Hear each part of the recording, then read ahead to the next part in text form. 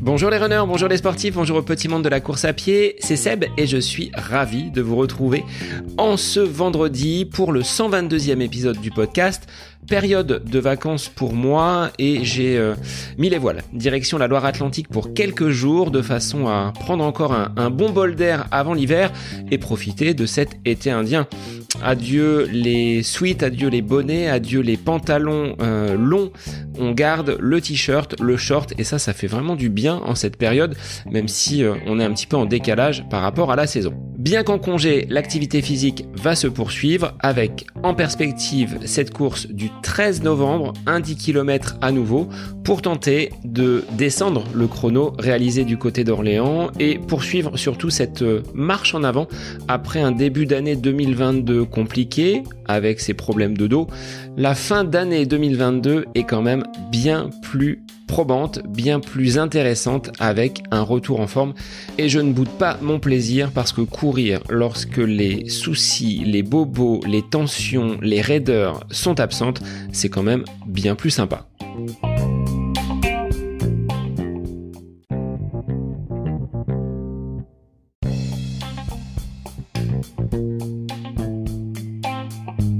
Véritable moteur de notre corps, le cœur, vous le savez, est indispensable pour vivre. Alors quand celui-ci commence à faire des siennes, c'est un peu toute notre personnalité qui vacille.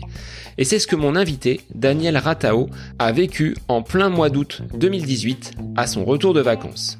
Alors pris par une vie professionnelle très rythmée, par une vie sociale très riche, l'activité physique n'avait que très peu de place dans la vie de Daniel jusqu'à cet accident de la vie. Il témoigne dans cet épisode du virage radical pris suite à cette péricardite, une inflammation du cœur, des moments d'angoisse, du stress vécu lors de son passage aux urgences. Pas après pas, lors de sa nécessaire rééducation, il a dû réapprendre tout d'abord à marcher, à écouter son cœur et à écouter son corps. C'est à ce moment-là qu'il fait une rencontre marquante, celle avec son coach Didier Herzog, avec qui il va vivre ses premières émotions en course à pied. Des doutes, je dois vous l'avouer, Daniel en aura au moment de réaliser ses premières foulées. Ce cœur qui bat, va-t-il supporter l'effort ? Va-t-il lui permettre d'améliorer sa condition physique ? Aujourd'hui, piqué par ce sport qu'est la course à pied, Daniel enchaîne les défis. De sa première course à son premier marathon, ce sportif qui s'ignorait est désormais un véritable athlète. Il continue à croquer cependant la vie à pleines dents, sans les excès de son passé. En l'espace de 4 années, depuis son accident cardiaque, et en marge de ce sport, Daniel a également gagné en confiance. Il est encore plus épanoui, entouré d'un noyau familial, sa femme et ses 2 enfants, très solides. Ce sport qu'il évitait fait désormais partie de sa vie. Mieux encore, il y a quelques semaines seulement, et après 2 années de préparation, il s'est lancé dans le défi de parcourir un 100 km sur les routes mythiques de Millau.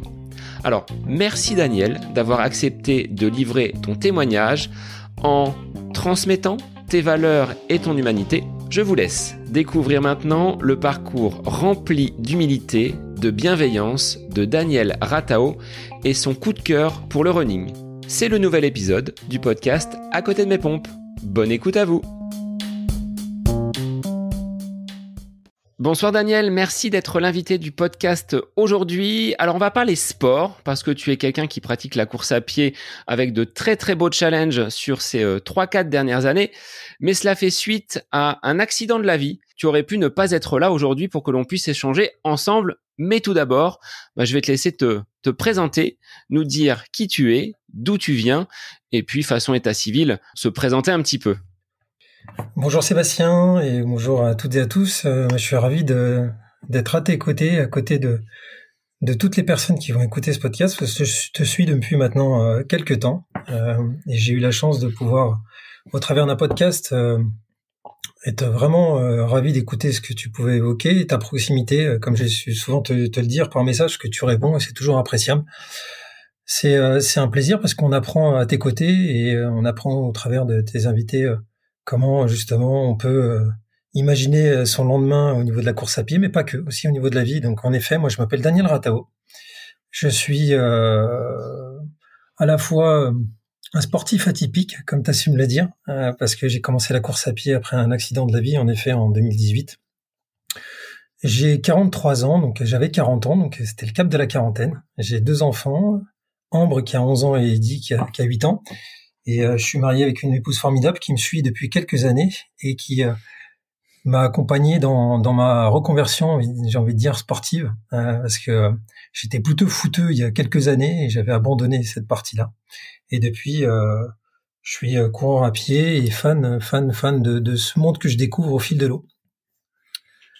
Et je suis directeur général dans une entreprise de propreté. Ancien footeux, qu'est-ce qui a fait que tu as mis fin à ta carrière avec les crampons aux pieds ? J'ai raccroché les crampons il y a quelques années. Je me suis... j'ai décidé d'arrêter pour diverses raisons. Ça matchait plus. L'environnement du foot me correspondait plus au niveau de l'état d'esprit et diverses raisons. Donc, je m'y retrouvais plus. Donc, j'ai pas retrouvé une activité à l'époque qui me plaisait. Et donc, je suis resté focus métro, boulot, dodo, comme j'imagine bon nombre de personnes. Voilà, tout simplement. Même si j'aime bien de temps en temps regarder un match de foot avec mon fils, c'est vrai que le foot, je suis un peu plus éloigné aujourd'hui.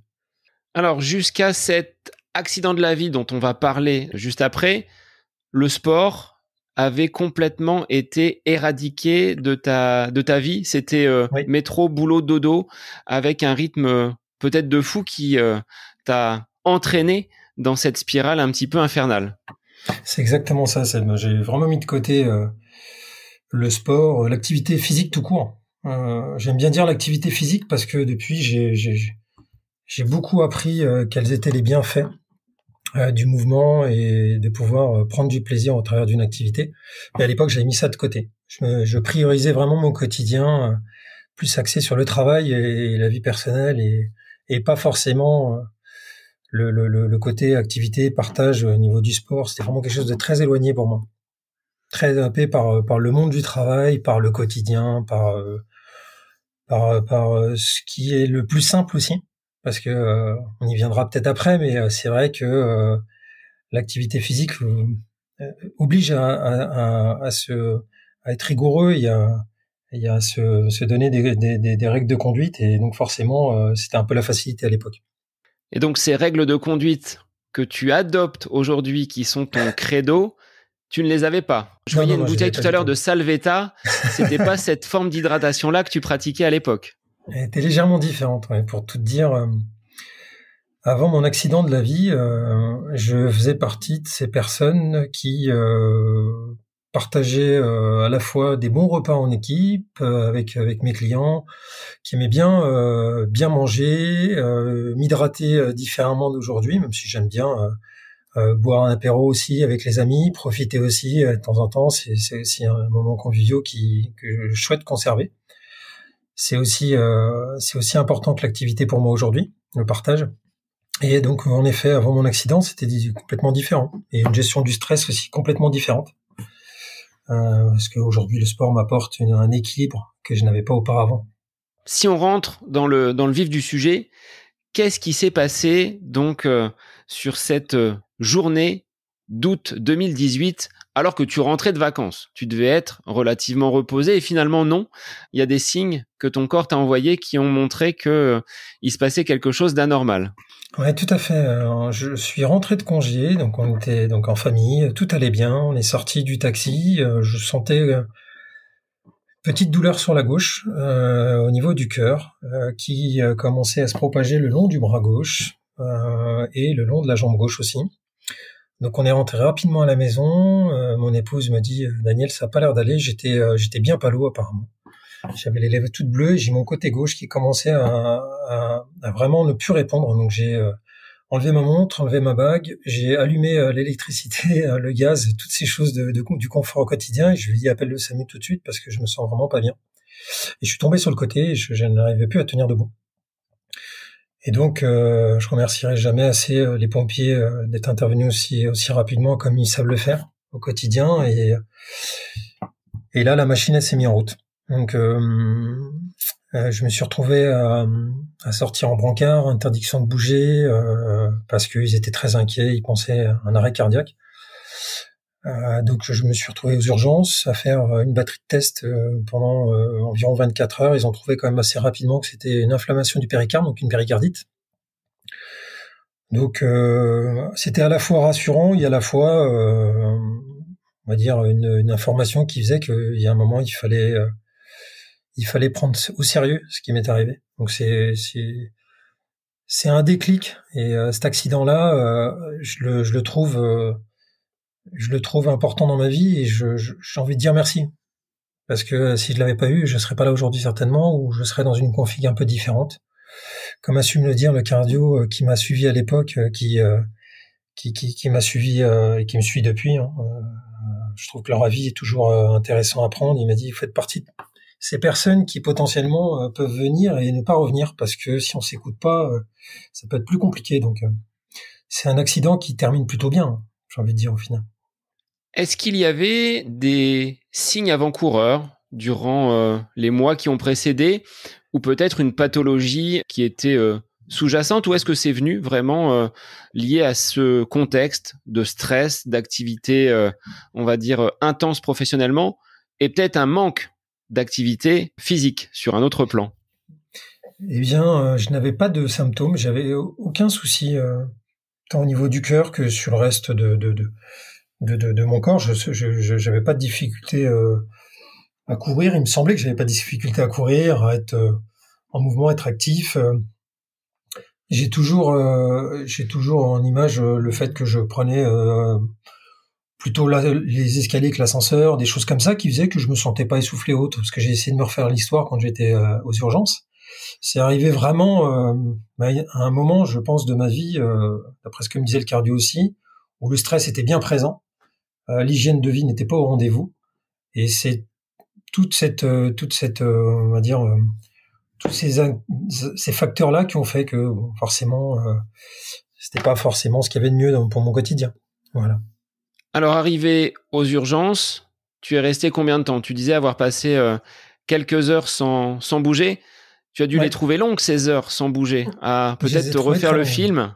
Tu l'as dit, ça agit comme un déclic chez toi.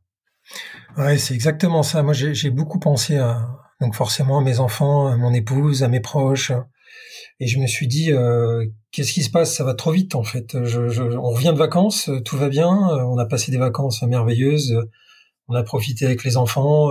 J'ai fait des choses qui sont somme toute normales en congé, j'ai envie de dire. Et je me suis dit, bon, au fil des diagnostics et des avis et des échanges que j'avais avec les aides-soignants qui étaient présents, je me suis dit, il faut quand même que je comprenne ce qui se passe. Et on m'a évoqué fatigue, stress, on m'a évoqué beaucoup de choses.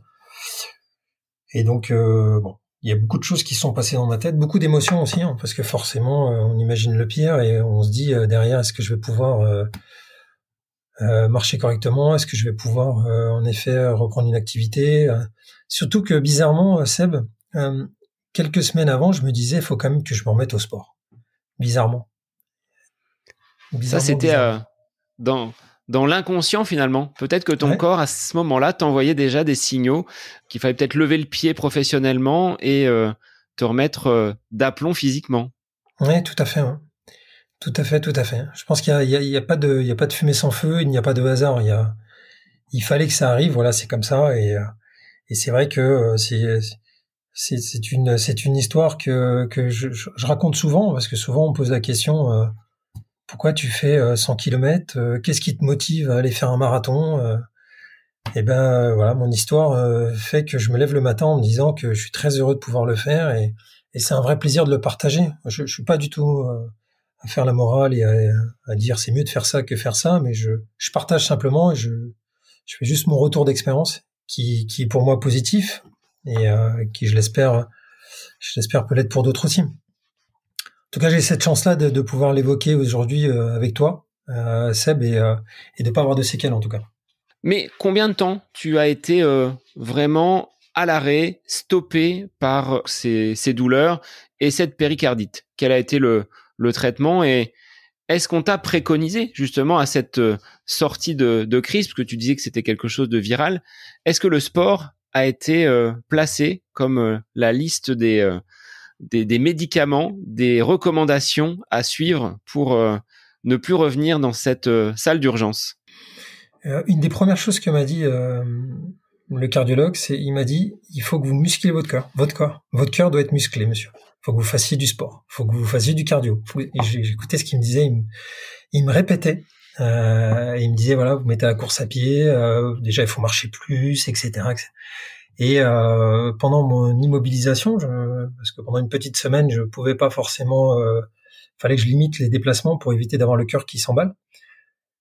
J'ai beaucoup réfléchi, en effet, et j'ai eu la chance de pouvoir partager aussi avec mon coach qui s'appelle donc Didier Herzog, qui m'a accompagné aussi sur cette remise en forme, et avec lequel on s'était projeté déjà sur un programme à la fin de mon traitement qui durait un mois, parce que j'avais une semaine d'immobilisation où vraiment il fallait que je limite les déplacements, et après 4 semaines de traitement où il fallait que j'y aille plutôt mollo et que je laisse gentiment mon cœur se remettre de cet accident. Et début octobre 2018, j'ai démarré l'aventure activité physique sport. Alors, cette rencontre avec ton coach, qui est encore la personne qui t'accompagne aujourd'hui, comment s'est-elle faite? Tu le connaissais? On te l'a recommandé? Comment vous avez été amené à vous voir, à vous rencontrer, à entamer ce programme qui, à la base, n'était que d'un mois finalement? Tout à fait. En fait, c'est quelqu'un que je connais depuis quelques années, parce qu'il avait accompagné à la fois mon épouse, et il m'avait accompagné sur la partie plus accompagnement mental, sur de la prise de fonction que j'avais réalisé il y a quelques années, et il coachait aussi au niveau sportif. Donc ma volonté, c'était plus de travailler sur à la fois le physique, mais aussi le mental, parce que j'avais besoin de reprendre confiance, de me sentir bien dans mon corps. Donc c'était un tout qui me semblait important, et il fallait être avec une personne qui sache aussi me dire les choses, à la fois avec l'électrochoc que j'ai pu avoir, mais qui sache me dire aussi, Daniel, voilà, on va t'accompagner, mais il faut se prendre en main, et il y a telle chose à faire, et on va y arriver, avec un discours très positif, parce que je l'étais, mais je partais de loin. J'avais vraiment une volonté d'y arriver, mais j'imaginais que ça allait se faire sur plusieurs années, et que ça allait être très très dur. Et il a eu un discours plutôt rassurant, et avec du recul, je me dis que c'est à la portée de tout le monde tant qu'on a les aptitudes physiques, mais que c'est juste entre guillemets une volonté mentale qui fait que avec beaucoup de passion, de la rigueur et de la volonté, et de l'accompagnement et du partage, et avoir une introspection aussi, je me suis dit, ça m'a permis d'y arriver. C'est pas simple, c'est pas évident parce que c'est en fonction de chacun, et moi je respecte en effet la vie de chacun, mais je vois ça tellement très positif que je me dis que il faut se donner, faut essayer. Voilà, faut essayer. Alors, quelles ont été les premières séances que tu as pu réaliser avec le coach Didier? Tu le dis, il fallait tout réapprendre à marcher vite, muscler son cœur, mais quand on a vécu un tel traumatisme, de se voir partir, je pense que c'est ce qui t'a traversé l'esprit, et pendant ces 24 heures passées aux urgences, on doit pas emmener large. Qu'est-ce qui s'est mis en place dans ton esprit pour que tu te dises, je vais écouter ce coach, je vais commencer par la marche, mais les premiers pas, quand le rythme commence à monter, ça peut être effrayant de se dire, est-ce que le cœur va finalement tenir, et est-ce que je vais être capable de le muscler comme te l'avait dit le cardiologue? C'est exactement ça, Seb. On n'en a pas parlé avant en plus, tu vois, mais j'avais beaucoup d'inquiétudes, pour tout te dire. J'en parlais pas, alors bizarrement, je sais pas si j'ai bien fait à l'époque, mais j'en parlais pas à mon épouse, je voulais pas l'inquiéter, mais c'est vrai qu'au fond de moi, j'étais quand même inquiet. Je me disais, est-ce que ça va tenir? Est-ce que celui qui est là-dedans, là, qui me fait vivre de telles émotions au quotidien, et pendant cette période, il était un peu capricieux. Je me disais, est-ce que je peux vraiment faire 5 km en courant ou en marche rapide? Est-ce que je peux faire 10 km? Donc on y est allé étape par étape, en faisant 2-3 km pour commencer, 3, 4 et ainsi de suite. Et en fait, ça tenait, et le cardio tenait. J'avais à l'époque acheté ma montre, c'était ma première Garmin, et j'ai regardé mon cœur, je regardais. Et je me faisais cette cette auto-analyse où je me disais finalement ça monte pas trop haut, et ainsi de suite, et ça me rassurait, et le fait de pouvoir me sentir de mieux en mieux, je gagnais en confiance. J'ai gagné en confiance en moi. Donc je gagnais en confiance en moi à la fois sur le sport, mais aussi dans le cadre professionnel, parce que je me sentais de mieux en mieux dans mon moi à moi, dans mon moi intérieur, et ça me permettait de pouvoir encore plus me motiver, parce que je me disais je me sens mieux physiquement, je me sens mieux au niveau de mes sensations. J'ai perdu alors sur le mois qui a suivi, j'avais dû perdre 7 kilos, je crois, de souvenir. J'ai perdu 17 kilos au total sur environ 8 mois, suite à la reprise de l'activité, suite un peu au stress que j'avais aussi lié justement au cœur, et de pas être en mauvaise santé encore une fois. Donc voilà, tout ça doit se régler. C'est pas simple, mais quand on est bien accompagné, je pense que ça aide grandement. Et donc Daniel, juste un mois et demi après donc ton passage donc par l'hôpital, tu as pu reprendre une activité physique avec le feu vert donc des cardiologues. Ils t'ont suivi après de façon récurrente au fur et à mesure de ce programme de remise en forme concocté par ton coach Didier. Oui, tout à fait. En fait, la suite du programme, ils m'ont dit tu peux y aller. Au contraire, il faut que tu te fasses plaisir, il faut que tu te muscles, il faut que tu muscles ton corps, il faut que tu muscles ton cœur, et ne te mets pas de pression inutile. Tout va bien, tout est tous les voyants sont ouverts, et c'est ce qui s'est passé. Même si dans un coin de tête, je pensais à mon cœur et aux difficultés que je pouvais rencontrer si je forçais peut-être un peu trop, et de faire déjà 1 kilomètre ou 2 kilomètres, pour moi c'était quand même une inquiétude, mais finalement au fil des semaines et du travail réalisé, et surtout du bel accompagnement que j'ai pu avoir, ça s'est bien passé, et on a pu avancer sur les kilomètres et surtout sur les exercices. Donc c'était génial. Et si je devais réécrire l'histoire, je ferais pas différemment, je ferais exactement la même chose. Je me dirais te mets pas de limite, fais-le, et tant que ça tient, écoute les conseils du cardio, parce que c'est le sachant, et voilà. Donc c'est vrai que c'était une période un peu particulière, parce que ça veut dire qu'il faut vraiment faire confiance à l'autre, à son médecin, à son coach, c'est faire confiance à soi. Donc il y a eu un gros travail sur la confiance en soi aussi, parce que vrai que j'avais pas du tout confiance en moi, et ça m'a permis de reprendre cette activité et de gagner en sérénité, et ça m'a aidé professionnellement, parce que là pour le coup c'est toute une spirale positive qui s'est mise en ordre de marche. Et cette fin d'année 2018, elle a été très riche d'enseignements, à la fois sur moi, ma personne, le corps humain en général, des choses très positives, et il y a toute une dynamique positive qui s'est mise en place aussi autour de moi, à la maison. Je voyais les enfants qui sont mis aussi à faire du sport avec moi, avec mon épouse, et plein de choses très très positives où on a partagé. C'était génial.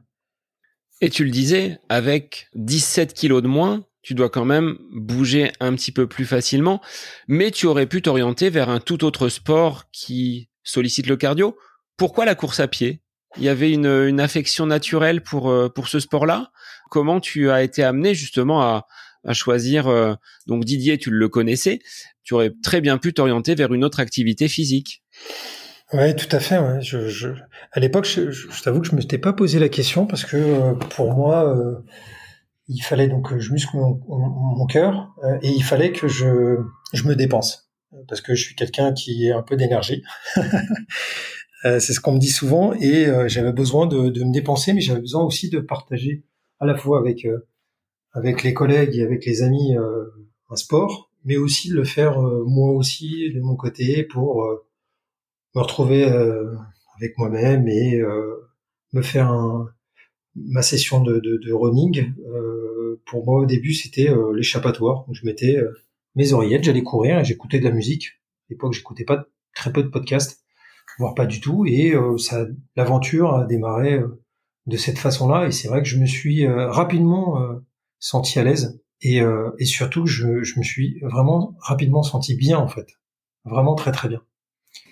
Et donc c'est vrai que pour moi c'était devenu la course à pied, c'était devenu quelque chose qui était naturellement devenu un besoin, parce que je me suis retrouvé à passer des moments avec moi-même où je me faisais mon introspection quand je courais, parce que j'apprenais à vivre les sensations et à vivre ce sport qui à la fois peut paraître égoïste, mais qui se fait en communauté et en collectif, paradoxalement.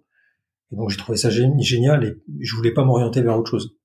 Par quel autre moyen, quand tu as repris cette activité, le coach a pu te proposer des exercices pour muscler ton cœur? C'était uniquement par la course ou tu as également pratiqué peut-être du renforcement musculaire, des exercices un petit peu plus toniques en parallèle finalement de la course à pied, mais qui sont quand même d'une grande aide? Oui, c'était le cas, ouais, tout à fait. Pas mal de renforcement pour justement travailler la structure, enfin du corps, la carcasse entre guillemets, et travailler autre chose que le cardio directement avec la course à pied. On a fait pas mal de renforcement. J'ai beaucoup travaillé mon dos aussi parce que j'ai une fragilité au niveau du dos. J'ai eu une double hernie discale et une hernie discale, donc je me suis fait opérer 2 fois quand j'étais beaucoup plus jeune. Donc j'ai une pathologie, je suis quand même assez sensible du dos, donc on a dû renforcer tout ça. Donc c'était complémentaire de la course à pied. Après ce travail de remise en condition, de préparation, est-ce que tu as eu l'envie d'accrocher un dossard? Est-ce que c'était un objectif que tu t'étais donné et sur lequel le coach avait, entre guillemets, donné son feu vert, ainsi que l'équipe médicale et les cardios? Ah, c'est exactement ça. Tu peux pas t'imaginer le nombre de fois j'ai passé je me suis passé le film de mettre le dossard, de démarrer une course en me disant allez, c'est ma course, maintenant on y est et c'est loin derrière. Pour moi c'était important parce que ça marquait le fait que bah voilà, on passe à une autre étape. Et c'est ce qu'on a fait en avril 2019 avec un 10 km qui était une super expérience où j'ai donné tout ce que je pouvais donner et j'ai passé un moment extraordinaire. On a été chercher le dossard avec les enfants, mon épouse. C'était un moment incroyable. Beaucoup d'émotions, beaucoup d'émotions. Au démarrage, enfin au départ et à l'arrivée. C'était un moment magique. Alors cette course, tu l'as faite avec le cardio sous les yeux ou vraiment à la sensation? Non, je l'ai faite à la sensation, cette course. Vraiment à la sensation et au plaisir. Je m'étais dit, pas de pression, voilà, tu fonces, tu donnes un max, et c'est ce que j'ai fait à l'époque. Je suis arrivé sur la ligne d'arrivée, j'ai encore les photos, j'étais rouge écarlate. J'étais vraiment très heureux et très pris par l'émotion. Donc c'était un moment merveilleux. Je me rappellerai toute ma vie de ce moment-là. Est-ce que ce moment-là, justement, a été le point de départ de cette aventure vraiment en course à pied en me disant, vraiment là, la maladie et cette péricardite est derrière moi, le cœur tient, parce que un 10 km, c'est quand même éprouvant pour le muscle cardiaque, plus que peut-être pour un marathon. Là, tu t'es dit ça tient, et à partir de ce moment-là, tu étais définitivement piqué par le virus de la course à pied. Ouais, j'étais complètement piqué. Les sensations que j'ai vécues, le partage, les applaudissements, toutes ces choses très positives qu'on peut vivre lors d'une course, je les découvrais hein, et j'ai vu ça comme un moment magique. Hein, donc je me suis dit à quand la prochaine? Et c'est ce qui s'est passé. Et après je me suis inscrit à un autre 10 km 3 mois après, où je me suis senti encore un peu mieux. Et après je me suis inscrit pour le marathon de Millau. Et l'aventure Millau a commencé comme ça. Alors, cette aventure Millau, 42 km, ça doit pas être très plat. Comment tu l'as abordé? Comment tu l'as vécu? Parce qu'on va voir qu'il y a un fil conducteur avec cette épreuve de Millau que tu as retrouvé il y a quelques semaines, mais cette fois-ci pour la grande épreuve des 100 km. Mais déjà, sur ce 42 km, qu'est-ce qui t'a attiré et pourquoi tu as eu envie d'y retourner quelques années après? Eh ben, qu'est-ce qui m'a attiré? Mon coach était inscrit pour les 100 km. Donc je me suis dit, je vais lui faire la surprise, je vais venir avec lui. Et je me suis inscrit en cachette en allant sur le site. Donc voilà, j'ai fait la surprise. Je lui ai annoncé quelques jours avant que je serais pas l'applaudir de loin, je serais plutôt à ses côtés. Donc Donc voilà, l'aventure elle a commencé comme ça. Donc j'ai pu réaliser le marathon, ça s'est bien passé, donc c'était merveilleux. J'ai encore cette vidéo que je regarde de temps en temps où je me vois au 39e kilomètre être chargé d'émotions, en train de mettre, j'avais vraiment les larmes aux yeux. J'étais emporté par l'émotion tellement que j'étais très heureux de pouvoir arriver sur le 40e kilomètre et après la réalisation du marathon, j'ai laissé passer le coach parce que le principe de Millau, c'est 2 boucles. C'est la première boucle, c'est donc le marathon. Donc c'est pas plat, en effet, tu as raison, Seb. Mais par contre, c'est un merveilleux endroit, c'est sublime comme région. Je le connaissais pas, c'est vraiment magnifique. Et à la fin donc du marathon, j'ai vu le coach partir et je me suis dit bon, c'est quand même pas mal de pouvoir continuer. Alors j'avais pas les jambes à l'époque, donc j'ai pas été plus loin. Par contre, je me suis reposé l'après-midi, je le suivais à distance, je suivais son accomplissement et j'ai été le rejoindre en vélo au 85e kilomètre. Et on va dire que les 10 derniers kilomètres du 90 ou 100e, je les ai faits en trottinant à côté de lui. Et j'ai vu tellement d'engouement autour de cette course et tellement d'applaudissements et tellement de personnes en souffrance, mais avec le sourire, qui était tellement ému d'être présent. Je me suis dit un jour je vais vivre cette sensation. Et je l'avais mis dans un coin de tête. Et à la fin de cette épreuve, j'avais dit à mon coach, moi j'aimerais vivre aussi ça. J'aimerais vivre ce moment, j'aimerais arriver sur cette ligne d'arrivée aux 100 km de Millau en tant que finisher.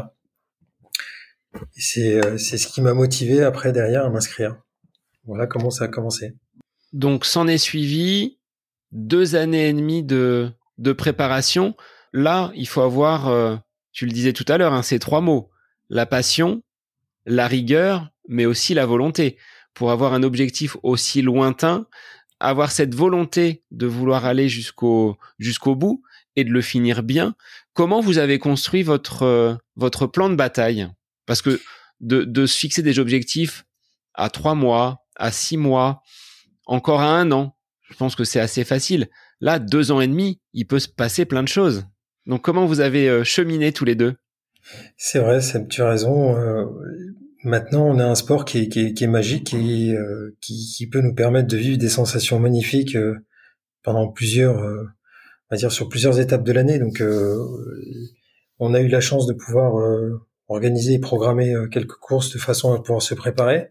Après, on a connu malheureusement la période Covid, donc c'est ce qui a fait que ça a reporté et repoussé.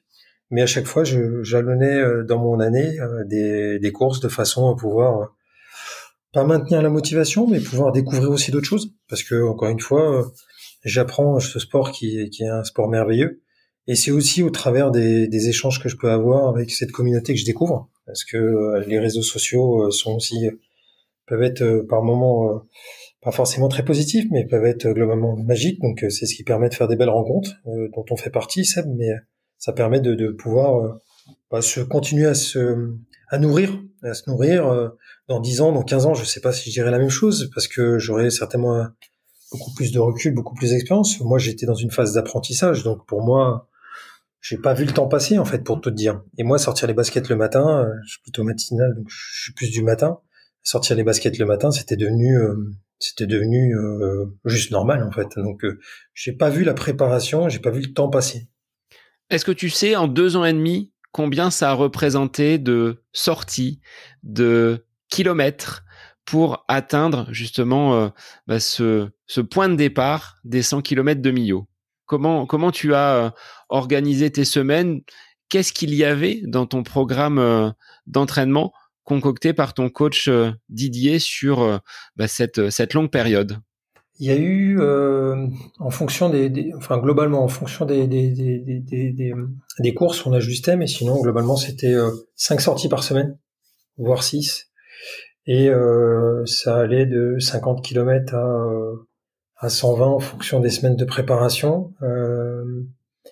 Sur la première année, 2019, je crois que j'ai fait 1000 km de souvenirs, 1000 ou 1100 km. La deuxième, j'ai dû faire 1700 et la troisième, j'ai fait 3000.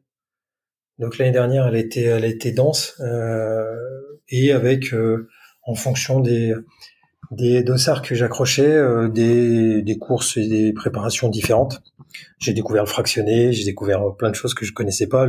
La piste pour moi, c'était une découverte. Je connaissais pas.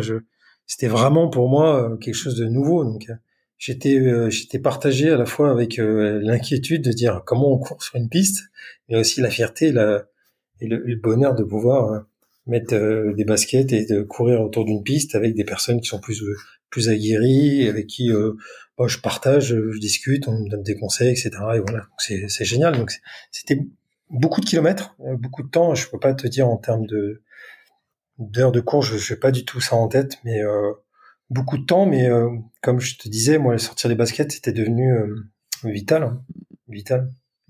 Et de préférence le matin. Ça, c'est ta sortie, on va dire, ton petit moment à toi pour débuter la journée et partir du bon pied avant de rejoindre ton lieu de travail. C'est exactement ça. Moi, je prépare, je dis souvent que je prépare mes réunions, mes entretiens, des échéances importantes en courant. Je trouve, ça m'ouvre l'esprit, ça me permet de réfléchir différemment. Et souvent, je pars avec un problème et je rentre avec une solution.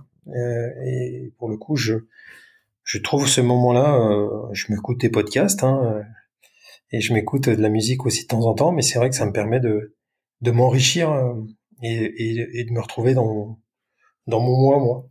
Chose que tu ne faisais pas auparavant. Enfin, tu n'avais pas cette, on va dire, fenêtre, cette heure ou 1 heure et demie de temps pour toi, de façon à vraiment être dans cette introspection. Hein. La course à pied, c'est un moment où, comme tu le dis, on réfléchit sur soi-même, on trouve des solutions à des problèmes. Ça a complètement révolutionné ta façon de voir la vie. De voir la vie, ouais, tout De à fait. quelque chose qui était inconnu pour toi, cette activité physique, tu l'as dit au départ, hein, c'était pas la course à pied, c'était de l'activité physique en elle-même. C'est aujourd'hui impossible de retirer ces moments de sport et de course à pied de ton quotidien. Tu pourrais plus t'en passer aujourd'hui. Impossible. C'est juste pour moi, je n'y pense même pas en fait. Et je n'y pense même pas. Je me dis surtout qu'est-ce que je vais faire demain en fait. Et quelle va être ma sortie demain, qu'est-ce que je vais programmer, quel dossard je vais prendre, avec qui je vais courir, voilà les copains, etc. C'est plus ce côté-là hein, aujourd'hui qui me donne envie. Et dans ta pratique, tu es plutôt soliste ou tu aimes bien partager des runs un petit peu communautaires? Peut-être que ton coach t'accompagne sur certains entraînements. Comment tu vis ta passion après la première qui était le foot, mais aujourd'hui c'est la course à pied qui est vraiment au cœur de ta vie sportive? J'aime bien les deux. Tout va dépendre en fait j'ai envie de dire de la période ou du moment, mais j'aime bien les deux. J'aime bien partager un run avec les copains. J'aime bien papoter. J'aime bien le blabla run. J'aime bien. Je trouve que c'est un moment d'échange qui est complètement différent de celui qu'on peut avoir quand on discute au café autour d'un verre ou autre. C'est différent, voilà. Et j'aime bien aussi le solo. J'aime bien le solo. Et je fais plus de solo que d'ailleurs qu'en communauté ou courir à plusieurs. Parce que j'ai commencé comme ça et je pense que j'ai trouvé mon équilibre là-dessus. Donc, j'aime bien les deux, mais j'ai plus tendance à être en solo, en fait. Alors pour aborder ces 100 kilomètres de Millau, est-ce que vous vous étiez donné une allure? Parce que, comme toutes les courses, on se dit, bon, on part pour 10 kilomètres, pour un semi-marathon, un marathon 100 kilomètres.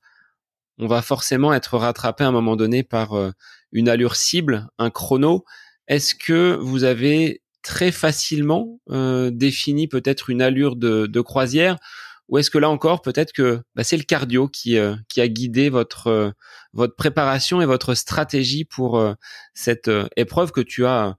On va pas spoiler. On verra tout à l'heure comment ça s'est déroulé. Écoute, on a décidé d'appliquer une allure qui me semblait être la plus confortable pour moi. Parce que l'objectif, c'était de passer un bon moment et que ça soit pas une épreuve où voilà, je voulais être finisher, être dans une allure qui me permette de pouvoir faire un temps qui me semblait être bien et d'avoir envie de revenir aussi. Bizarrement, je me suis dit, Daniel, c'est pas une compétition habituelle, c'est vraiment à part. Donc tu te connais pas assez. Je bouffe. Enfin, pour moi, j'ai besoin d'apprendre encore à me connaître. C'est une course particulière. Moi, j'avais jamais fait autant de kilomètres. Pendant mes préparations, j'avais pu réaliser 6 heures de course avec le rythme qui me semblait être le bon, et c'est ce qui s'est passé. Donc pour le coup, c'est vrai qu'on s'est dit ça marche sur 60, donc il n'y a pas de raison que ça marche pas sur 100. C'est ce que me disait le coach. Moi, j'étais un peu plus inquiet. Et donc voilà, on a démarré la préparation en se donnant une ligne de conduite qu'on a respectée, et c'était plutôt positif. En termes d'allure, ça représente à peu près quel niveau? C'est-à-dire que pour des gens qui voudraient justement débuter et peut-être se lancer comme objectif d'aller sur un 100 km, on est souvent attaché aux statistiques, Bien sûr.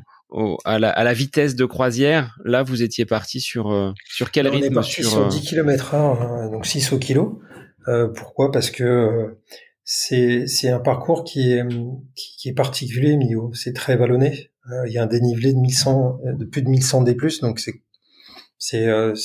voilà, c'est pas plat, quoi. C'est différent de certains 100 km où là, pour le coup, par exemple à Amiens, on est sur du un peu plus plat. Donc c'était un choix. On s'est dit, il faut pas se griller, il faut plutôt y aller à un rythme où on se sent plutôt bien au niveau cardio, et ménager la monture, parce que il y a de la côte, il y a sous le viaduc de Millau, ça fait bizarre parce que ça monte et ça grimpe bien. Et donc voilà, donc c'était une allure de course qui a été testée pendant la prep. Donc c'est là où on avait fait les 60 km en 6 heures. Je me sentais vraiment très bien. On avait fait un parcours en plus qui était vallonné, et on s'est dit on reste dessus. Alors, on va forcément, on va souffrir, mais on va serrer les dents. Ça va passer. C'est ce qui s'est passé, hein. Alors, 6 heures de course, 10 km/h, on pense à quoi quand tu pars sur une sortie longue comme ça? Quel est le regard de la famille quand tu leur dis, bon ben aujourd'hui, c'est dimanche, je vais pas faire un petit run, je vais partir pour 6 heures de course. Ils Pour te l'acceptent dire, bien? Ils te soutiennent? alors mon fils m'a dit, papa, tu fais 6 heures, mais tu viens pas en dessous de 6 heures. Donc déjà, tu commences comme ça la veille, tu te dis, te mets pas la pression. Bah écoute, quand je leur ai dit que j'allais partir faire 6 heures, ils m'ont regardé avec des yeux. C'est vrai que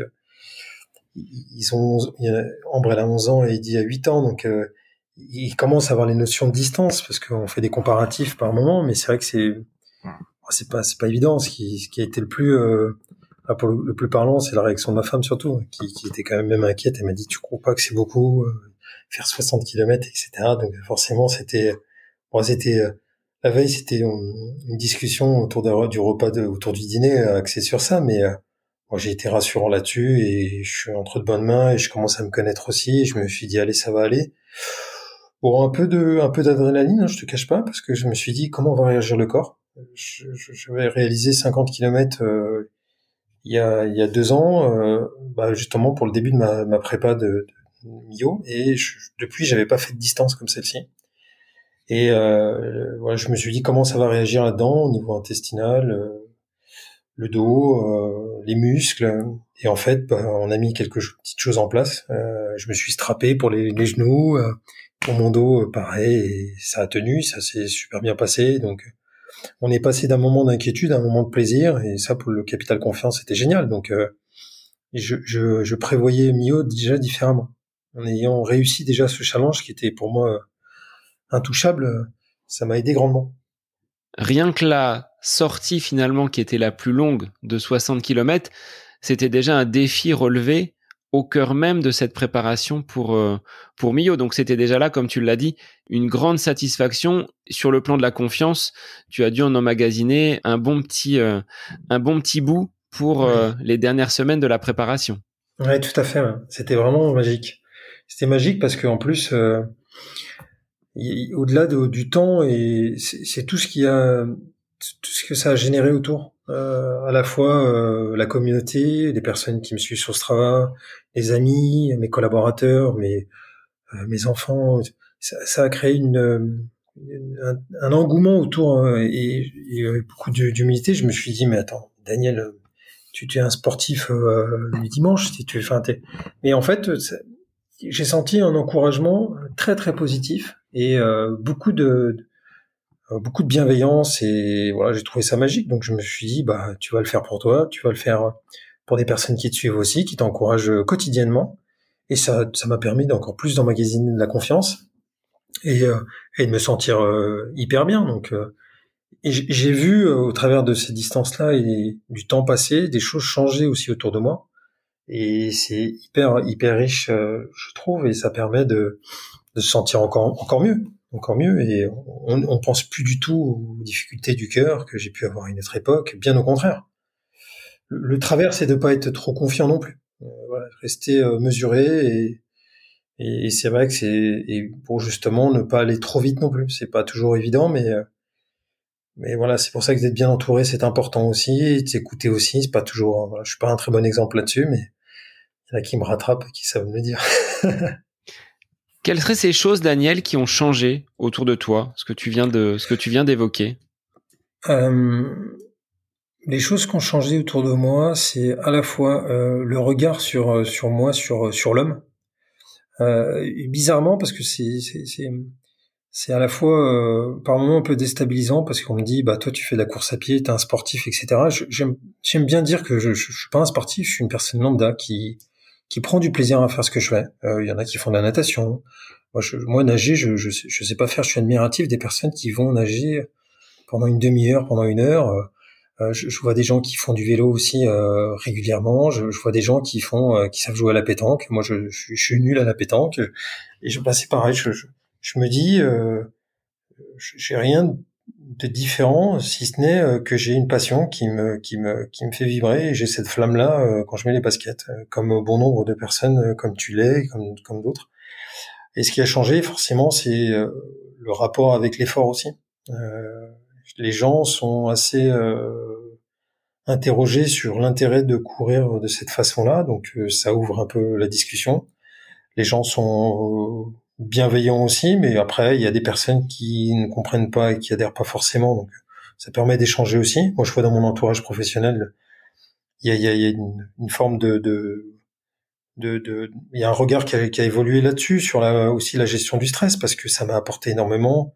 J'appréhende différemment les réunions importantes. Je soutiens souvent des dossiers commerciaux et je gère différemment parce que j'ai une façon de respirer qui me convient mieux, où je stresse moins.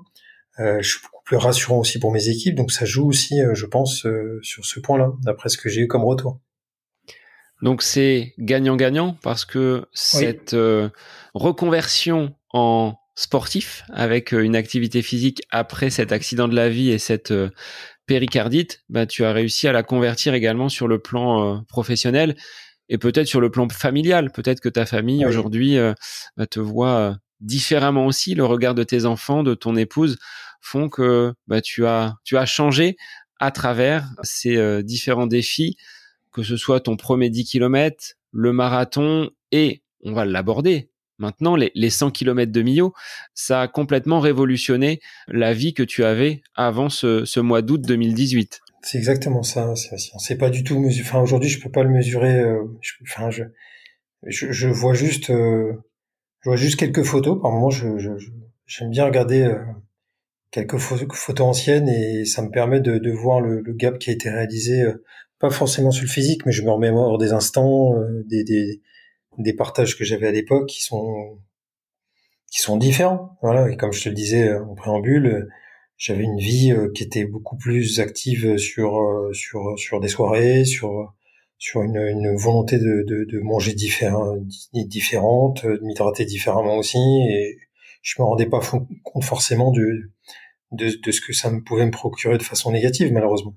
Et aujourd'hui, c'est bien loin tout ça, et je vois en effet d'un point de vue personnel, ça permet aussi je trouve d'apporter un message différent vis-à-vis des enfants aussi, et vis-à-vis de l'entourage. Moi, j'ai un frère qui a fait Millau avec moi cet été. C'est c'est une personne qui a arrêté de fumer parce que il s'est dit je vais me remettre à l'activité physique. Donc pour moi, c'est une vraie satisfaction, et d'autres autour de moi aussi. Donc c'est pas Daniel qui a fait changer les choses, c'est des personnes qui m'ont fait changer, et c'est moi qui ai volonté, et ainsi de suite, et on passe le relais. C'est un peu le principe de la vie, à mon sens. Ce relais, il a été transmis du côté de Millau, parce que tu as, avec ton frère, donc traversé cette balade, donc autour du viaduc de Millau. Quand tu es arrivé pour récupérer ton dossard, pour t'approcher de la ligne de départ, quel était ton état d'esprit? Est-ce que la confiance qui est ressortie après cette sortie longue de 60 km était encore présente, ou il y avait quand même un petit peu d'appréhension à l'idée de parcourir 100 fois 1 kilomètre? Il y avait déjà une grosse émotion. Quand j'ai récupéré le dossard, je me suis dit waouh, on y est. Et je me suis dit ça y est, on y est depuis le temps et toutes ces heures de travail et tous ces films que je me suis fait dans ma tête quand je courais, ces podcasts que j'ai écoutés, ces vidéos sur YouTube sur les 100 km de Millau. Et donc j'ai pris le dossard et je me suis dit allez Daniel, tu gardes tes émotions et tu te concentres pour demain. Donc la soirée du vendredi de la veille s'est très bien passée. J'ai pas très bien dormi pour être très honnête. J'ai beaucoup pensé à la course. J'avais un peu d'inquiétude parce que je me suis dit voilà, faut que le dos tienne, faut que les genoux. J'ai eu une infiltration au mois de juillet sur le genou gauche qui m'a quand même bien perturbé cet été et qui a perturbé ma prep. Donc je me suis dit pépère, faut qu'il tienne. Donc on a strappé tout ça. J'ai fait de façon à ce que ça tienne. Et arrivé sur la ligne d'arrivée, je me suis dit bah écoute Daniel, t'y es maintenant, donc tu prends du plaisir. Et c'est ce que je m'étais dit les jours qui précédaient aussi. C'est un moment de plaisir et j'ai essayé d'évacuer un maximum les inquiétudes que je pouvais avoir. On est sur une balade, en effet, c'est différent, qui est un peu plus longue que d'habitude. Mais je me suis dit c'est magnifique. Je suis avec mon frère, j'ai mon épouse qui me rejoignait le soir avec les enfants à l'arrivée. J'imaginais l'arrivée, en fait. Et tout le trajet, j'imaginais l'arrivée. Et les 100 fois 1 kilomètre, je me disais la même chose. J'ai hâte d'arriver au Parc de la Victoire, à la salle des fêtes et être applaudi par toutes les personnes qui sont là parce que c'est tellement familial qu'il y a un bon nombre de personnes. Et on a démarré les 100 kilomètres avec ces émotions et j'avais ça en tête. Alors, comment ça se découpe? Comment on organise son plan de course quand on part pour 100 km? Moi, je l'ai découpé en 10 étapes. Parce que je me suis dit, tous les 10 kilomètres, tu te fais un petit check physique. Et tu vois où t'en es, et en fonction d'eux, tu réajustes. Donc l'alimentation ou autre, et tous les 10 kilomètres, je m'alimentais entre les deux, hein, mais je me disais, ok, t'en es où? Et je me faisais mon diagnostic. Comme si c'était le doc qui pouvait s'occuper de moi, et à chaque fois je me disais ok, le genou c'est ok, les pieds ça va, et au fil des kilomètres je voyais avancer soit des douleurs ou soit des petites gênes et je réajustais.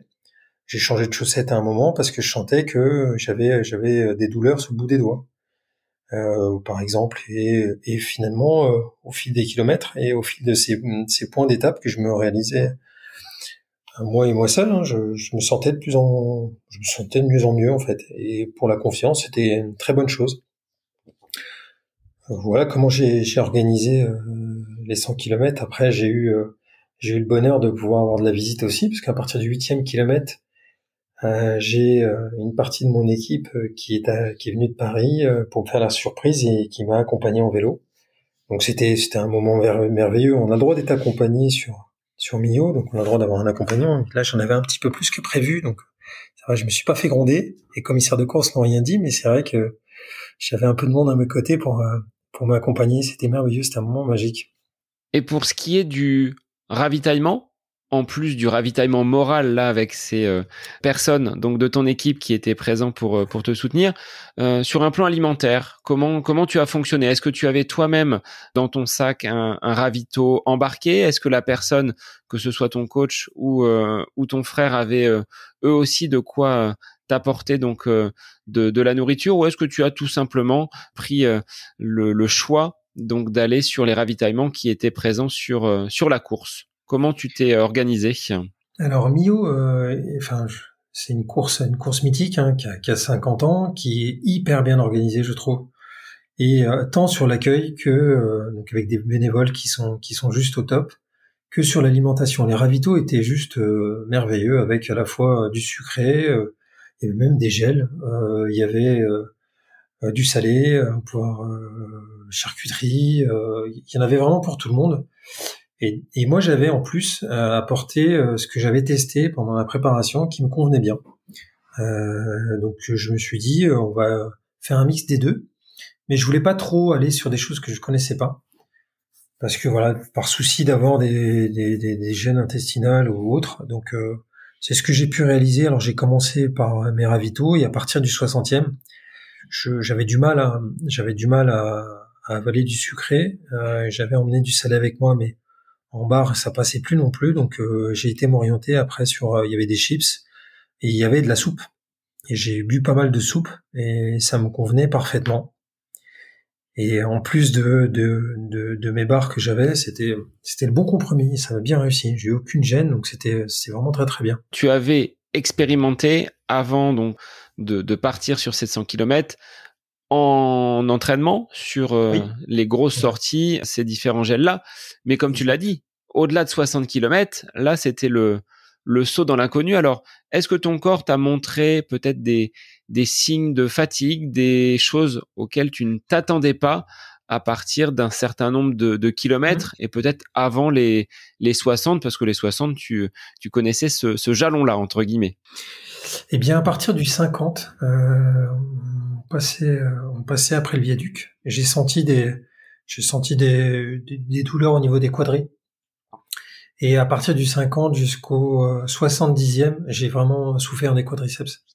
Parce que j'étais sur les descentes, je pense en retien, je me retenais, j'avais des douleurs assez fortes. Alors qu'en côte, en montée, j'étais plutôt à l'aise, j'étais même bien. Je me suis pas du tout arrêté, j'ai continué à courir, je m'étais fixé ça comme objectif, ne pas m'arrêter et ne pas marcher. Et en descente, c'est vrai que pour le coup, j'avais plus de gêne. Donc au 70e à Saint-Afrique, c'est 72e exactement, je me suis fait masser Tristan qui s'occupait de moi, qui était un kiné qui est en étude, qui m'a réconforté tant physiquement que avec quelques mots qui m'ont fait chaud au cœur. Parce que voilà, il m'a dit qu'il était admiratif de ce qu'on pouvait réaliser et que voilà, qu'il trouvait ça génial, et au-delà de ça, il a su trouver les mots, il a su appuyer où il fallait au niveau des jambes aussi. Ça m'a permis de redémarrer beaucoup plus frais. Donc ça m'a aidé grandement, et c'est vrai qu'à partir du 72e, donc à Saint-Afrique, je me suis senti un peu mieux et la machine est repartie. Mais j'étais en souffrance pendant 20 km. Très franchement, j'ai serré les dents parce que je découvrais cette sensation. J'avais jamais eu aussi mal au quadriceps. Jusqu'à aujourd'hui, certainement le rend faux, il y a certainement des choses qu'on fait que, mais je pourrais pas te dire pourquoi, en fait, pour tout te dire. Et est-ce que tu as surveillé quand même un petit peu le cardio dans ces montées au fur et à mesure donc des kilomètres qui passaient, ou est-ce que aujourd'hui, même dans tous les entraînements que tu mènes, c'est plus quelque chose sur lequel tu t'attardes et t'inquiètes, ce qui était une source de stress au début de ta reprise sportive? Est-ce que le cardio est monté du côté de Millau? Il est monté. Je le regardais parce que c'est vrai que je le regarde toujours, mais pas avec les mêmes raisons. À l'époque, c'était de l'inquiétude. Aujourd'hui, c'est plus pour recalibrer mon effort. C'est différent. J'ai plus la même approche. Je n'angoisse plus quand je le vois monter. Je me dis juste que c'est peut-être un moment où je tape un peu dedans, donc il vaut mieux que je ralentisse un petit peu, et je m'écoute un peu plus aussi. Donc c'est vrai que pour le coup, je continue à le regarder, mais différemment. Il a plus un rôle pédagogique pour moi, ou du moins un rôle d'alerte dans le bon sens plutôt. Et de ce 70e kilomètre, de ce passage à Saint-Afrique pour redescendre ensuite sur Millau, comment tu as vécu cette dernière partie de course? Est-ce que ce regain d'énergie s'est confirmé jusqu'à la ligne d'arrivée, ou est-ce que tu as encore traversé des moments peut-être un petit peu difficiles, mais au regard d'une épreuve aussi longue, ça me paraît très normal? Après Saint-Afrique, j'ai bien repris. Je me suis senti nettement mieux, comme je te disais, et je me suis dit, Daniel, vas-y à ton rythme, t'emballe pas, parce que pas trop de confiance non plus. Et au final, je me suis senti sur le 75e très bien aussi, au 80e aussi très bien. Enfin bien, parce que très bien, faut pas dire ça, faut pas exagérer. Mais ça allait mieux. Et à partir du 85e, on était sur de la descente sur 5 km, donc là j'ai serré les dents fort parce que les quadriceps me faisaient très très mal. Et au 93e, je crois, de souvenir, sous le viaduc, j'ai vu mon épouse avec les enfants qui étaient là, et c'était pas du tout prévu qu'ils soient présents. Ils sont venus un peu plus tôt pour m'encourager. Et là, bon, j'ai été envahi par l'émotion, et même encore là aujourd'hui, quand j'en parle, et je me suis dit, il te reste que 5 kilomètres, Daniel. Donc, c'est que du bonheur. Et peu importe la douleur que j'avais dans la descente du viaduc, je vivais tellement l'instant présent de façon positive que j'ai mis la douleur de côté et je me suis dit reste au focus. Donc c'est vrai que je parlais plus à ce moment-là. J'étais un peu plus dans ma course et à l'entrée de Millau, au 98e kilomètre, donc il en restait 2, hein, donc c'était juste merveilleux. C'est juste merveilleux. Et mon frère qui m'a rejoint aussi pour terminer avec moi en courant. Bon là, il y avait toute une équipe qui était présente, avec qui j'ai couru aussi, qui était venue ensemble. Donc c'était merveilleux. Donc l'entrée dans Millau s'est faite avec beaucoup d'émotions. Le dernier kilomètre, je te laisse imaginer tout ce que j'ai pu vivre comme sensation positive. Et pour rentrer sur le parc de la Victoire, où là j'ai accéléré, j'ai fait un sprint pour aller jusqu'à l'arrivée. Et voilà, et partager ce moment-là avec mes proches, avec mon épouse, mes enfants, mon coach et mes collègues qui étaient là, c'était merveilleux. Il y avait toutes les personnes autour, quoi, les bénévoles, c'est tout un staff qui est autour de cette course qui est merveilleux, un staff qui prend le temps de venir vous voir, de vous applaudir, de vous remercier. C'est même déstabilisant parce que c'est tellement inhabituel pour moi. Je me suis dit c'est merveilleux. Alors, est-ce que le contrat était rempli par rapport à ce que tu t'étais fixé? On disait tout à l'heure, hein, une allure de 10 km/h. Est-ce que tu as pu rentrer dans cette barrière horaire qui était, on va dire, celle initiale? Après, les circonstances de course font que on peut peut-être dévier un petit peu. Quel a été finalement ton temps à l'arrivée? Est-ce que tu es satisfait aujourd'hui, Oui. quelques jours après Millau? Je suis ultra satisfait parce que je voulais être finisher et je l'ai été, donc c'était pour moi déjà la première des choses. Je voulais être finisher et pouvoir finir sans être être plutôt en bonne santé entre guillemets, voilà, sans avoir de grosses douleurs au dos ou le reste qui me faisait réfléchir avant la course, hein. Et j'ai réalisé ça en 11h08, donc je suis dans l'objectif que je m'étais fixé, avec le dénivelé et avec le parcours qui est atypique. C'était donc exactement ce qu'on s'était dit, donc c'était merveilleux, quoi. Donc c'était voilà, contrat rempli. Voilà, contrat rempli. Donc, juste si je dois signer, je re-signe de la même façon, tout pareil. Alors, contrat rempli, on sent la satisfaction, mais sur les images, Daniel, que j'ai pu voir sur tes réseaux, on sent pas une effusion de joie. Tout est intérieur, je pense. De ton côté, ça doit remuer, je pense, intérieurement, mais il n'y a pas eu de grands éclats, de rires, de pleurs. Vraiment encore concentré et vraiment intérioriser ces émotions que tu as pu vivre en passant la ligne d'arrivée. Ouais, c'est exactement ça. J'ai vraiment quand j'ai passé la ligne d'arrivée, je me suis senti vraiment soulagé en fait. Je me suis dit, j'y suis arrivé. C'est bizarre comme je sais pas comment expliquer ce sentiment-là, si ce n'est c'était vraiment comme si j'avais un poids qui tombait. Je pense que c'est en lien avec ce qui m'est arrivé à l'époque. Et je me suis dit voilà, je suis arrivé. Je savourais l'instant présent avec beaucoup de calme et voilà, j'avoue que je l'ai vécu différemment que le marathon de Paris où quand je suis arrivé, j'étais hyper excité, hyper content, je sautais partout parce que pour moi c'était une première, c'était merveilleux. Là, je l'ai vécu différemment. Je pense que c'est en lien en effet avec ce qui m'était arrivé à une époque, cet accident, et je pense que inconsciemment, je l'ai vécu avec beaucoup d'humilité, cette victoire pour moi, et c'était une victoire pour moi, avec mon fort intérieur, donc c'était particulier. Tu as raison, tu avais bien vu, ouais. Alors, quelques jour après, tu as enfourché ton vélo pour monter un col mythique du Tourmalet. Alors, est-ce que c'était prévu ou dans cette optique de récupérer, de ne pas courir, mais de faire un petit peu de vélo, là, tu t'es attaqué à un gros morceau? C'était dans le plan d'entraînement du coach Didier? Non, non, pas du tout. En fait, on avait, avec Boris Girardi, dit Pied de Robot, que j'ai découvert chez toi d'ailleurs, en août 2021. C'était prévu. On avait un challenge qui était programmé depuis quelques semaines, et le challenge était de pouvoir accompagner 6 Andis amputés en haut du Tourmalet. Donc avec un format de relais sur 100 km aussi. Donc décidément, sur une semaine d'intervalle, c'était 100 km cette fois à vélo.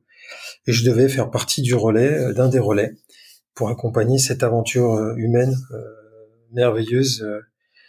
Et avec Boris, on avait justement statué sur quelques parties que j'allais réaliser, d'autres en fonction de mon état physique, arrêté, etc. Et on a donc démarré l'aventure samedi matin, donc qui a suivi les 100 km de Millau. J'étais plus ou moins en forme, pour être très clair. J'avais quand même un peu de fatigue, même pas mal de fatigue. Physiquement, ça allait, mais j'étais assez fatigué. C'est une sensation que je n'avais jamais connue jusqu'à maintenant, une fatigue intérieure qui était liée à toute l'énergie que j'ai donnée sur les 100 km et la préparation, certainement, hein. Mais avec toute cette team qui était autour, avec toutes ces personnes qui étaient là pour partager, les bénévoles dont je faisais partie, mais surtout les warriors, comme je disais, hein, les stars, parce que pour moi c'était eux les stars. Je me disais, bah écoute Daniel, t'as pas le droit de te plaindre, t'es pas fatigué, tu montes sur ton bike et tu vas rouler avec les copains. Et c'est ce qu'on a fait. Et c'était un moment merveilleux. On a gravi 2 cols sur cette journée, à la fois le col d'Aspin qui est à plus de 1500 et le col du Tourmalet qui a plus de 2100. Donc c'était magique. Donc avec une équipe merveilleuse, Boris qui a fait un boulot monstrueux et qui a mis en place avec des partenaires ce challenge. Donc c'était vraiment quelque chose de fort, et malgré la fatigue, pour rien au monde, je préférais être ailleurs. Je voulais vivre cet instant, et c'était un privilège pour moi. Donc c'était magique. Donc ça m'a permis de faire un peu de récup entre guillemets, mais me dépenser aussi un peu. Mais c'était un moment vraiment fort, fort, fort. Alors là, ça me fait plaisir ce que tu m'évoques là, cette rencontre avec Boris, parce que c'est en écoutant le podcast que vous avez été amené à vous rencontrer physiquement. Tu l'as fait intervenir dans ton entreprise, donc bravo à vous d'avoir, entre guillemets, utilisé le podcast à côté de mes pompes pour mener des projets tels que ce que tu viens d'évoquer avec le Tourmalet, plus simplement de faire venir Boris dans ton entreprise pour évoquer le handicap. Je te laisse en dire 2 mots, Daniel. Écoute, Boris, moi je l'ai rencontré donc via ton podcast, hein. Je suis tombé tout de suite. Ça me parlait cette histoire difficile, mais expliquée de cette façon-là, avec autant de positif dans la façon de voir la vie. Moi, ça me correspondait tout à fait. Et via les réseaux sociaux, Instagram, je l'ai contacté et je lui ai proposé d'intervenir sur un de mes séminaires, et donc avec une volonté d'ouvrir le dialogue avec mes collaborateurs sur à la fois l'approche avec le handicap, mais surtout avec l'acceptation de la différence de l'autre, en fait, parce que c'était un sujet qui me semblait important d'évoquer avec mes équipes à ce moment-là. Donc il est intervenu, il avait prévu 1 heure. Il m'a dit 1 heure, ça devrait le faire. On va passer le film, rebond, et on va échanger. Finalement, ça a duré 2 heures.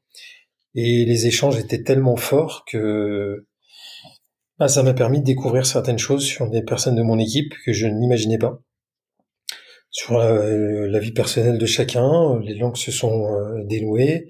Et je trouve que ça permet d'améliorer encore un peu plus l'approche qu'on peut avoir avec eux avec ses équipes et avec son voisin, si on le connaît un peu mieux, sans rentrer dans la vie personnelle, mais ça permet de comprendre un peu mieux certaines attentes, certains besoins.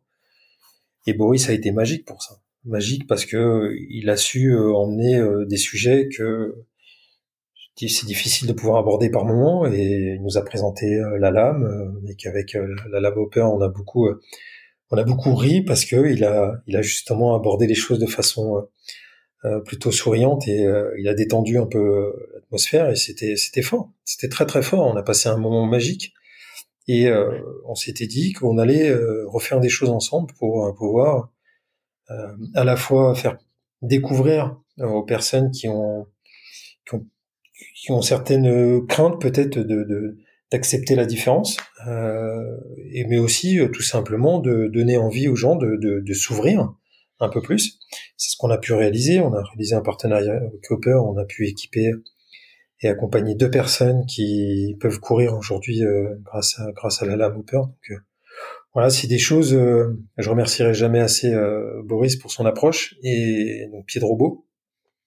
Et toi, Seb, hein, parce que voilà, c'est une volonté qu'on peut avoir, mais c'est pas toujours simple. Il faut savoir vers qui on peut aller, et il faut avoir les bonnes personnes. Et voilà, le principe de partager comme tu peux le faire avec tes invités, bah c'est aussi inspirant pour tout le monde, hein. Moi, je t'écoute quand je cours, hein, tu le sais. Hein, j'apprends énormément au travers des podcasts.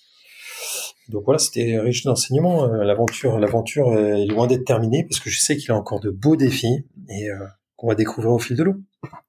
Je vais juste revenir parce que je t'ai pas demandé sur ce lendemain de course à Millau, comment tu te sentais. Ouais. Quelles ont été finalement les sensations d'après-course? Parce on a vite basculé sur cette aventure avec Boris et ce Tourmalet. Mais est-ce que tu as bien dormi sur cette nuit après les 100 kilomètres? Est-ce qu'elle était meilleure que la nuit qui a précédé?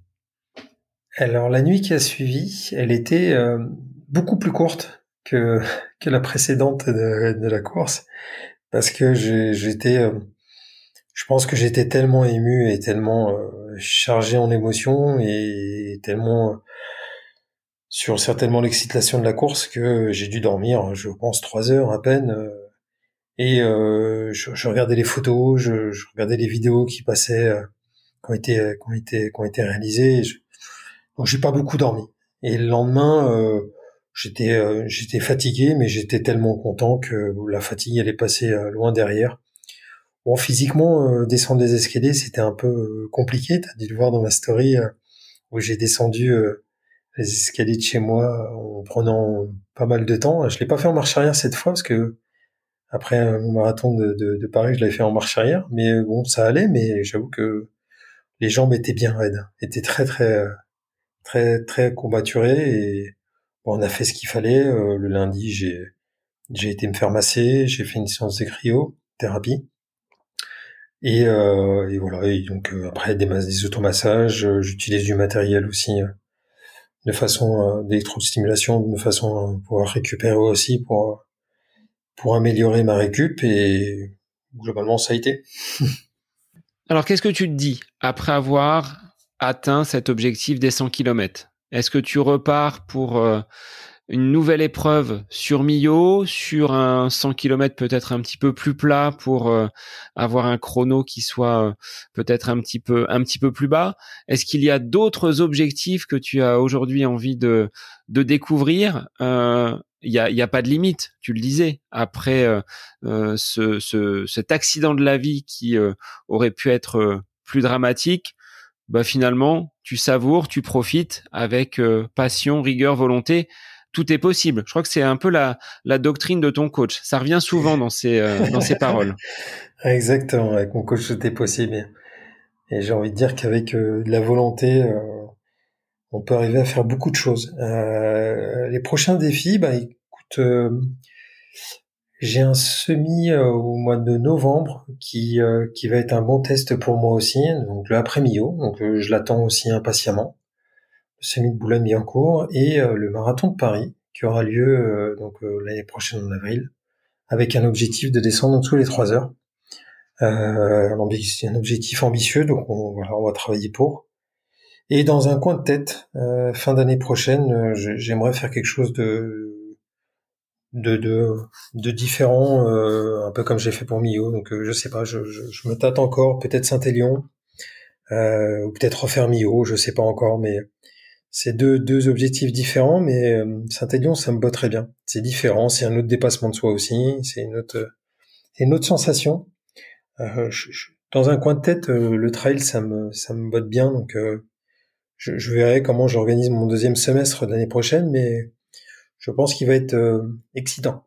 Avant de conclure, toi qui as donc aujourd'hui ce recul, 4 ans après cette hospitalisation en urgence, quels seraient finalement les enseignements, les conseils que tu pourrais transmettre à des personnes qui peut-être écoutent le podcast et qui ont subi ce genre de désagrément? Ce serait quoi tes conseils, ce que tu pourrais prodiguer avec, on l'a entendu dans toute l'interview, beaucoup d'humilité, beaucoup d'écoute, de sagesse de ta part. T'es pas là pour vraiment te mettre en avant, mais vraiment pour écouter, pour prendre les conseils autour de toi. Mais de ton regard de sportif, finisher des 100 km de Millau, qu'est-ce que tu pourrais dire aux auditeurs après tout ce parcours et tout ce chemin parcouru en l'espace de 4 ans? Écoute Seb, j'ai envie de donner un avis, pas forcément un conseil. Je donne très rarement, je donne jamais de conseils. Chacun fait comme il veut, mais une chose est sûre, c'est que ce qui m'est arrivé à moi, je le dis souvent, c'est quelque chose qui peut arriver à tout le monde, avec des choses qui peuvent être bien plus graves. On parlait de Boris tout à l'heure, et il y a des choses dans la vie où il faut savoir relativiser, mais il faut savoir aussi profiter de la vie, la croquer à pleines dents. Savoir écouter son doc quand il vous dit à un moment il faut que vous mettiez à l'activité physique, il faut le faire parce que il y a des raisons si on nous le dit, et on n'imagine pas quel bonheur on peut avoir derrière. En tout cas, moi je vois aujourd'hui tout ce qui a changé autour de moi dans ma vie. Encore une fois, c'est pas l'apparence, c'est tout ce qui va autour et ce qui est à l'intérieur. Et je vois ça tellement positivement que je dirais foncez, faites-vous plaisir, trouvez l'activité qui vous plaît. Que ça soit du badminton, ou que ça soit du foot, mais profitez-en, c'est tellement riche et c'est tellement important de trouver cet équilibre qu'il ne faut pas se priver, surtout pas, et pas se mettre de limites, parce que les limites elles arrivent par les années, par la santé, et c'est pas en se les mettant qu'on va dire qu'on peut avancer le plus sereinement possible. C'est une vision, et après peu importe si on se loupe, on se loupe. Je crois que c'est Nelson Mandela qui disait que soit j'apprends ou soit je ne perds jamais, soit j'apprends ou soit je gagne. Je crois que c'est quelque chose comme ça, mais c'est en gros l'esprit qui m'anime aussi. Quel serait finalement, Daniel, un instant à côté de tes pompes, en dehors de ces nombreux kilomètres, de ces nombreuses sorties et de toute activité physique? Ce serait quoi pour toi? Un petit moment où tu laisses les pompes de côté? Un petit moment où je laisse les pompes de côté, un moment avec mes enfants, à partager une après-midi au poney avec ma fille, ou au foot pour mon fils. Donc c'est pas mes pompes à moi, mais c'est les leurs. Donc toujours autour de la passion. Alors c'est ce qu'on retiendra de cet épisode: la passion, la rigueur et la volonté. Un grand merci, Daniel, d'avoir accepté l'invitation du podcast aujourd'hui et de t'être livré sur tout ton chemin de sportif, d'athlète et de finisher aujourd'hui des 100 km de Millau. Merci Seb, merci à toutes et à tous, et portez-vous bien, profitez, et à très vite alors. Eh bien, merci à toi, et pour les auditeurs, je vous dis à la semaine prochaine pour un nouvel épisode du podcast À côté de mes pompes. Bonne semaine à vous.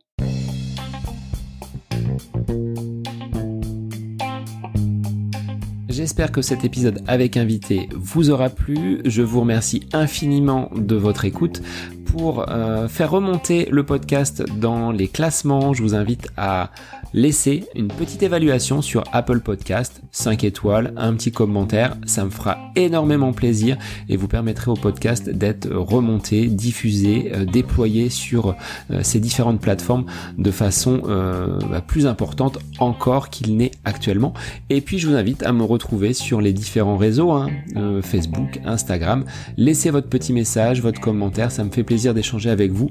Si vous avez des questions, si vous voulez échanger sur quelconque sujet en lien avec la course à pied, mais pas que, parce que le sport c'est une philosophie de vie et c'est une passion qui nous anime de façon commune, donc n'hésitez pas à venir échanger avec moi. Sur ce, je vous souhaite une bonne fin de semaine, un bon week-end et je vous dis à la semaine prochaine pour un nouvel épisode du podcast À côté de mes pompes.